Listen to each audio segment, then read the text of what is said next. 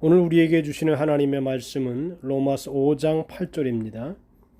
우리가 아직 죄인 되었을 때 그리스도께서 우리를 위하여 죽으심으로 하나님께서 우리에 대한 자기의 사랑을 확증하셨느니라. 아멘. 오늘 읽어드린 본문 말씀을 중심으로 해서 사랑을 확증하라 라고 하는 말씀을 전해 올리겠습니다. 요한일서 4장 8절에 하나님은 사랑이시라고 말씀하셨습니다. 이 하나님의 사랑은 절대적이고 영원하며 참된 사랑을 말하고 있는 것입니다. 인간의 사랑은 이기적이고 제한적이며 거짓이 숨겨진 사랑도 많이 있습니다. 그러기에 사랑은 크게 세 가지로 나눌 수 있다고 합니다. 에로스의 사랑으로 이성적인 사랑, 필레아의 사랑으로 형제와 가족의 사랑, 아가페의 사랑으로 하나님께서 우리에게 주시는 무한한 사랑입니다. 아가페의 사랑은 100% 주시는 사랑입니다. 하나님께서 무조건적으로 긍휼을 베풀어 주시는 사랑이 아가페적인 사랑입니다. 하나님께서 우리 죄인들을 사랑하시는 사랑은 구체적으로 보여주는 사랑이 바로 아가페입니다. 이 아가페 사랑은 독생자 예수 그리스도를 보내주시고 죄인들인 우리들을 위하여 십자가상에서 죽게 하신 그 큰 사랑이십니다. 우리가 아직 죄인 되었을 때 그리스도께서 우리를 위하여 죽으심으로 하나님께서 우리에게 대한 자기의 사랑을 확증하셨느니라고 로마서 5장 8절에 기록하고 있습니다. 하나님께서 우리 죄인들을 너무 사랑하시기에 그 사랑을 확증하시려고 예수님을 십자가상에서 죽으심을 통하여 은혜로 부어주시는 것입니다. 젊은 남녀가 너무 사랑하기 때문에 부모님의 완강한 반대에도 불구하고 끝까지 결혼하겠다고 고집을 피우는 사람이 있습니다. 그리고 하는 말이 나는 그 여자가 아니면 죽어버릴 거야 라고 엄포를 놓습니다. 그리고 참고 인내하여 결국 결혼을 하게 되는 일들도 있습니다. 이처럼 하나님께서 우리를 너무 사랑하시기에 그 사랑의 열매를 위하여 십자가의 죽으심으로 사랑을 확증해 주시는 것입니다. 존 칼빈은 죄인 되었을 때라는 말을 해석하면서 죄인이란 도덕적으로 선하지 않은 사람뿐만 아니라 아담 안에서 범죄함으로 시작된 인간의 전적인 타락성과 부패성으로 죄에서 벗어나지 못하는 모든 인간들을 의미한다고 하였습니다. 우리가 인생을 살아가며 맛보는 최고의 기쁨은 사랑입니다. 누구든지 살아가면서 누군가에게 사랑을 받을 때 행복합니다. 그보다 더 큰 행복은 누군가를 진심으로 사랑하기 시작할 때 찾아온다고 합니다. 물론 내가 사랑하는 사람에게서 사랑을 받고 있다는 사실을 확인하게 되면 온 세상을 얻은 것처럼 기쁘고 만족스럽습니다. 사랑은 인간 최고의 소원입니다. 그래서 사람들은 사랑을 받기 위해서 애를 씁니다.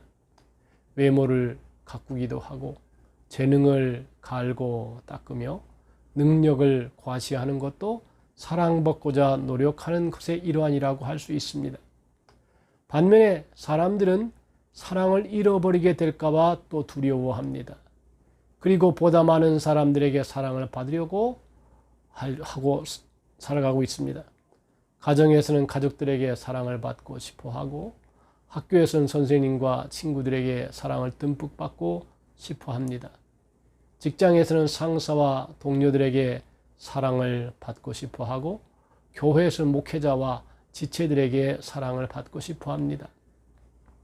삶의 다른 부분에 문제가 없어도 사랑의 문제가 해결되지 않으면 기쁨을 누릴 수 없습니다. 모든 것이 해결되어도 사랑의 문제가 풀리지 않으면 평안을 누릴 수가 없다는 것입니다.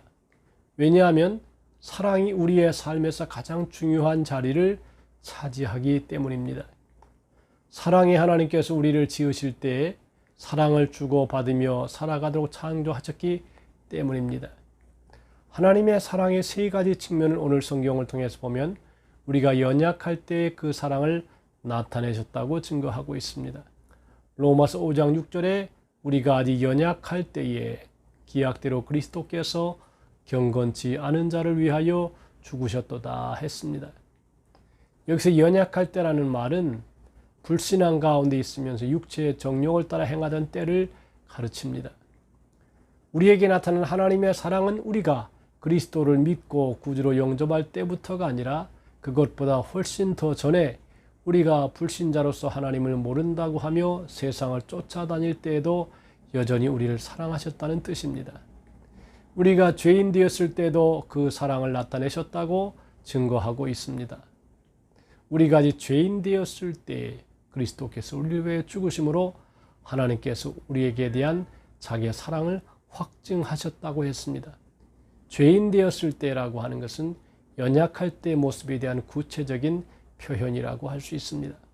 그 모습은 마치 법정에서 피고인으로 재판장 앞에서 형을 언도받기 위해 서 있는 미결수와 같은 모습을 연상케 합니다.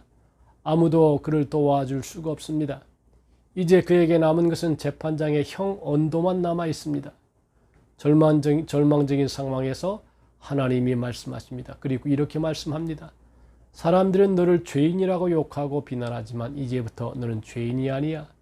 죄수들이 입는 수의를 벗겨내시고 그에게 그리스도의 옷을 입혀 주셨습니다. 이제는 의인이야.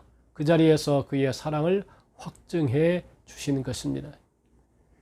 우리가 하나님과 원수 되었을 때 그 아들의 죽으심으로 말미암아 하나님으로 더불어 화목되었은즉 화목된 자로서는 더욱 그의 살으심을 인하여 구원을 얻을 것이니라고 했습니다. 이것은 하나님과 적대적 관계에 놓여 있음을 의미하는 것입니다. 원수의 관계는 반드시 한쪽 편을 제거해야 문제가 해결되는 관계입니다. 결코 공존할 수가 없다는 것입니다. 그런데 그런 원수의 관계에서 화목한 관계로 바꾸시기 위해서 독생자 외아들을 내어놓으셨습니다. 그러므로 우리는 사랑이 무엇인지를 잘 배워야 행복한 인생을 살 수 있습니다. 사랑받고 사랑하는 사람으로 사는 지혜를 성경을 통해 하나님께 배워야 아름다운 인생을 살 수 있다는 것입니다. 성경은 사랑의 교과서라고 볼 수 있습니다. 하나님은 사랑이십니다. 헤르만 헤세의 작품 중에 아우구스투스라는 소설이 있습니다. 이 소설의 줄거리는 다음과 같습니다. 어거스트라는 아이가 세상에 태어납니다. 태어나는 그 순간 특별한 사건이 생기는데 한 노인이 찾아와서 그 어머니에게 이렇게 말합니다. 이 귀한 아기의 출생을 진심으로 축하드립니다. 이 아이를 위하여 한 가지 소원만을 들어주겠습니다. 무슨 소원이든 한 가지만 말하십시오. 그러면 그대로 이루어질 것입니다. 그렇게 얘기했습니다. 이 어머니는 많은 생각 끝에 지혜를 다해서 이렇게 대답했습니다. 이 아이는 아무에게나 그 누구에게나 사랑받는 사람이 되게 해 주십시오. 그랬습니다. 정말 훌륭한 소원이었다고 합니다. 그런데 이 아이는 정말 사랑받는 사람으로 자라갔습니다. 어려서부터는 부모님들에게, 조금 크면서 선생님들과 친구들에게, 그저 모든 주변 사람들에게 사랑을 듬뿍 받으며 자랐습니다. 그런데 사랑을 받기만 하다 보니까 베풀 줄 모르고 교만해지고 자기는 항상 사랑받을 수 있는 사람이라고 착각을 하면서 다른 사람을 멸시하기도 했다는 것입니다. 이렇게 한평생을 살아갔습니다. 이 아이가 커서 장년이 되고 이제 어느덧 노인이 되었을 때 그 옛날 나타났던 그 노인이 다시 찾아왔습니다. 그리고 그에게 물었습니다. 이제 연세가 지긋해졌는데 마지막으로 한 가지 소원을 또 들어주겠소. 이제 평생 사랑을 받고만 살았던 그 사람이 곰곰이 생각한 후에 대답을 했다고 합니다. 이제 남은 생에 그 누구나 사랑하며 살게 해 주십시오. 모든 사람을 사랑하는 사람이 되게 해 주십시오. 여러분, 우리는 늘 사랑받기만을 원하는 경우가 많습니다. 또 사랑을 받는 것은 즐겁고 좋은 일입니다. 그러나 사랑을 받기만 하면 부족한 것들이 보이게 됩니다. 복음성가에 그런 복음성가가 있지요. 당신은 사랑받기 위해 태어난 사람이라는 말이 있는데, 사랑을 받는 것도 귀하지만 사랑을 주는 것에 비한다면 사랑을 주는 것이 더 크다고 할 수가 있습니다. 사람이 사랑만 받고 줄 모르면 여러 가지 부족한 점이 나타날 수가 있습니다. 우리는 처음에 사랑받는 사람이 되더라도 성숙하면서 점점 사랑을 주는 사람으로 자라가야 되겠습니다. 사랑을 주는 것에서 완성이 된다고 볼 수 있습니다.